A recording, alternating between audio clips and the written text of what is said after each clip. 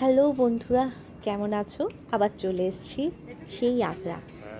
আগ্রাটা আর কিছুটা বাকি আছে, তাই ভাবলাম তোমাদেরকে নিয়ে আরেকটু ঘুরে আসি।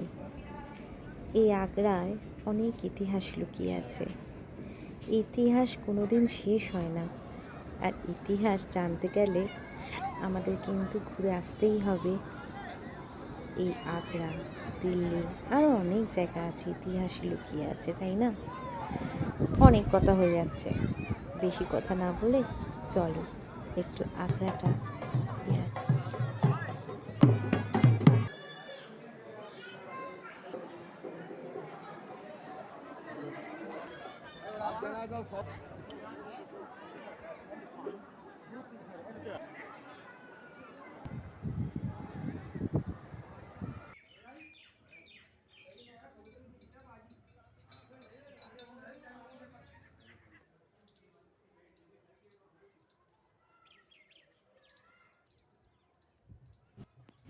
আগ্রার ফুট থেকে অনেক দূর অবধি বেশ প্রকৃতি দেখা যাচ্ছে। চারপাশটা কীরকম, শহরটা কীরকম, বেশ ভালো মতন করেই পরিষ্কার দেখা যাচ্ছে। তাই সবাই এখানে একবার হলেও, অনেক কষ্ট করে উঁচুতে উঠতে হয় বটে, কিন্তু উঠে কিন্তু শহরটাকে ভালো করে দেখে নেয়, যেটা এখন তোমাদের সাথে আমিও দেখছি। এই কারুকার্যগুলো দেখলে ভাবি যে এককালে মানুষের হাতে কত কিছু গুণ ছিল। অবশ্য এখনও অনেক মানুষের হাতে গুণ আছে, কিন্তু সেই গুণের সাথে আজকের হাতের গুণের কোনো তুলনা।